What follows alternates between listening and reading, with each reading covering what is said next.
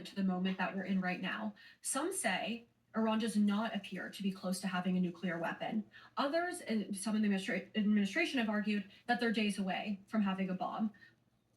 Ambassador Oren, can you make sense of those competing claims? I can. I'll just add one more thing to what Habib was saying, is all those reasons that Iran hates the United States, hates Israel, it's in their DNA. That's precisely why the New York Times and Ben Rhodes likes them. It's what they have in common. The great attraction of the extreme left in the United States is the anti-Americanism, it's the anti-Westernism. It's why you don't see a great outcry from these same sources when potentially tens of thousands of Iranians are massacred by their own government protesting for liberty. Precisely that reason. You can make sense of it the simple answer would be to go to the more than 400 kilograms of highly enriched uranium, which the Iranians still have, and which is buried presumably underground somewhere. Now, in theory, you could take that highly enriched uranium, enrich it just a little bit more from 60% to fissile, which is be over 90%, stick it in a warhead, stick that warhead on top of a missile, and deliver it. You can also make a dirty bomb out of it, in which case you don't need a warhead and you don't need a missile. All you need is a suitcase. And something we have to be very, very careful about. And so, in theory, you can reconcile those two claims. President Trump has now done a little bit of gymnastics in the sense of he said, well, last summer he said the nuclear program had been obliterated. And now he said that they're trying to start it up again. And there's some truth to that, too. They've been, boring under another mountain to make another nuclear facility. Just to jump in, people are really confused about this. And so I want to put this into a question to you, which is people are asking, why do we need to strike the nuclear sites now if they were obliterated in June? And so can you go a little deeper on why Trump said they were obliterated if they weren't, and why we're basically doing the same thing again? Is this like mowing the grass in a sense? Well, according to other sources, including nuclear experts, that the bombing of last summer set the nuclear program back about 1 or 2 years, which is not a long time. That's not obliterated. That's not even a long time. So partly you have to say to President Trump, well, maybe they were obliterated, but not obliterated entirely. Okay, which becomes difficult probably in the American political context, but we have to deal with the reality in the Middle East, and that is that Iran's nuclear program was seriously set back, but not fatally so, and not irreversibly so. And that there is evidence that Iran is trying to create alternative nuclear sites for enriching that are more deeply embedded in the terrain than Fordow was. And that was very deep. So yes, but for Israel, the major case, it's not for the United States, but for Israel, the major threat is not the nuclear threat. It's certainly not the most impending threat. The immediate threat is the ballistic missiles. Another critique people have here is that Americans' attempt to do regime change in Iraq and Afghanistan did not go well. I'm curious what you each make of this analogy, and people are saying they're scared that Iran is going to be carpet bombed, that we're going to be in a long multi-year war for regime change, similar to what the U.S. has seen in the past. How do you respond to that critique? Well, first of all, the regime change in Iraq did work. Saddam Hussein's not around anymore. There's a different government in Iraq. Okay, it may not be. The critique would be that the region was destabilized. We had ISIS. We had a power vacuum, and so just to get in the minds of the critic. But please continue. For the record, America effected a pretty successful regime change in Nazi Germany and Imperial Japan. And so that, you can't say historically that regime changes have not proven effective. I think that there's not much choice here with the regime change because it's very similar to Hamas. Hamas is not going to change its DNA. The hatred of America, hatred of Israel is what they are about. And that the three principal demands ostensibly made by the American negotiators, by Witkoff and Kushner, to the Iranians, that not just that they cease enriching uranium, that they export the enriched uranium that they had to a third country, perhaps to Russia, that they cease supporting proxies, as they're known euphemistically, the terrorist organizations around the Middle East, around the world, and that they limit their ballistic missiles to a range that would fall short of being able to hit the state of Israel, if not eliminating them entirely. That was basically a demand for the Iranian regime to self-destruct. It is literally what they're about. So they were not. It was regime suicide, not regime change. And so at that point, if you assume that Iran in any constellation And the Iranians were going to demand, of course, the lifting of sanctions, sanction relief, which would have enriched them, and that money would not have gone, has not gone in the past, to schools and hospitals and roads in Iran, but to rebuilding its proxies capability in Lebanon, in Gaza, and elsewhere. Um, you're basically saying, okay, we're going to cut a deal now. This is basically what Obama did in 2015. What was the JCPOA? It was a deal to give the Iranians an immense amount of money in order to delay their nuclear program, just their nuclear program, for 7 to 10 years. That's what it was.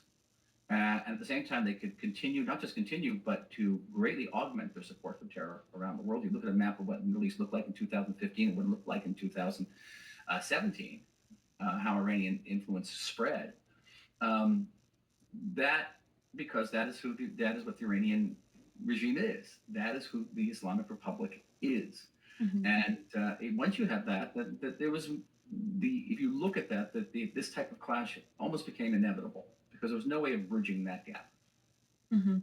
There's some questions about how a regime change would actually happen. Obviously, we're seeing airstrikes on political leaders and military targets. There still is, IRGC, which is like the elite military force, the Besiege, local militia, and these forces have guns and weaponry, and the Iranian public doesn't have guns. There's very, very strict controls. So even as the US conducts this air campaign, I think a lot of people wonder how that actually practically then translates to the people being able to rise up, given still the power of the IRGC and the power of Besiege. And I am curious, Haviv, if you can speak to how that might play out. A lot of these questions are interconnected. The pieces of this regime that could survive easily a decapitation strike. I mean, a very dramatic, extended decapitation strike that literally leaves nobody in charge, and you can call that regime change. But as you say, there are still divisions, there's still units, there's still besieged, there's still ideological frameworks, there's still a clerical elite that you haven't taken out all the mosques, right? Which obviously you can't do. And that is enough, especially when nobody else is armed, to maintain a kind of maybe more localized, but nevertheless dictatorship. And so the hope, I think, the strategy, I think, is that a piece of the regime, of the system, Iran has two armies. It has the national army, it's a regular army, like every other country has an army. And then it has that second army, the IRGC, the Revolutionary Guard Corps. Well, it exists to export the revolution abroad, obviously, and for all time until the fall of the arrogant powers. But it also exists to protect the regime from the national army, from the actual state and country and people of Iran. And the hope that I think is guiding Western planners, American planners, maybe Israeli planners, is that there are pieces of that regime that look at what's going on and say the current system, where Khamenei for 35 years leads never ending war and strife, that's not going to work. And that's going to be costly to us increasingly as we go forward because the Americans and the Israelis, unfortunately, are determined not to live in that world.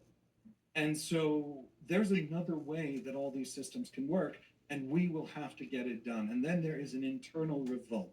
Now, if that happens, if the ideology, the conquering revolutionary ideology, the destabilizing ideology, which, by the way, is a profound hypocrisy. I mean, Iranian social media constantly has these viral videos of the lavish lifestyles of these great, holy warriors who lead the IRGC, whose kids are living in the West and have lavish, they're billionaires at this point. They live in gigantic villas, etc. That goes viral on Iranian social media routinely, constantly, like twice a week. And if that accompanied this, the undermining of the narrative of the regime, if Trump said that, he said, Iran is going to run Iran. There's not going to be American boots on the ground. What does that mean? That means we're not doing the job for you. America doesn't have to pay that cost. It doesn't want to pay that cost. It shouldn't have to. Dear Iranian people, this is when you grab your own future by the horns. And he said something very similar to that in his speech. But to really double and triple down on the internal hypocrisy of this regime, I think would be a piece to producing the kind of, to denying the moral immunity that keeps 10%, 15%, we don't know exactly, of the Iranian population loyal absolutely to the death to this regime. And that's what the Basij really represents. So there has to be a serious information war aspect to this war that destabilizes the story of this regime if you want other pieces of the Iranian state to step into the breach And, as you said, right, by the way, if we end up with a kind of soft Western oriented military rule for a time, that's basically what we had in South Korea before it then went and slowly, literally just because it was in the West by that point, economically, culturally turned into a democracy. That would not be a terrible outcome. And Iran seems to be primed for it. It has those levels of education, it has that kind of history. It seems to be possible in a way that it isn't, let's say, in Iraq or in other places the U.S. went in, or Libya. And I'll just say that's very connected to the question of resolve. When Israelis and Saudis and Iranians look at this operation, right, and they try to understand why this operation will be different, which is, I think, two questions ago. Why would this be different from Iraq or Afghanistan? So first of all, as Ambassador Oren said, you won Iraq, you lost Afghanistan, but there's complexity there. There's writing all of it off as right, but it's more than that. If I'm not sure America will have this resolved down the road, this is the moment, and there won't be another moment. And that's true for Iranians who want this regime gone, and it's true for Israelis who want to come out from out of the shadow that this regime casts over the region, and it's true for the Saudis, who we saw an astonishing thing. One missile lands in one spot in Saudi Arabia, an American base, and the Saudis declare they are joining with all of their capabilities the American war on Iran. Now, their capabilities are basically zero. There's no capabilities there. The point is the statement. This is the American resolve that can get the job done. Anything less than this can't get the job done. This isn't something where you can come in and just. So you need the resolve to produce the domestic churning, the domestic uprising, the domestic turning of the regime by forces that have guns, that have power, in order to then deliver on what the American goal is, which is that this ideology no longer rules Iran. This insane ideology that has gutted Iran, destroyed Iran's future, destroyed Iran's prospects, and has been ruling it as this terrible, evil tyranny for 47 years.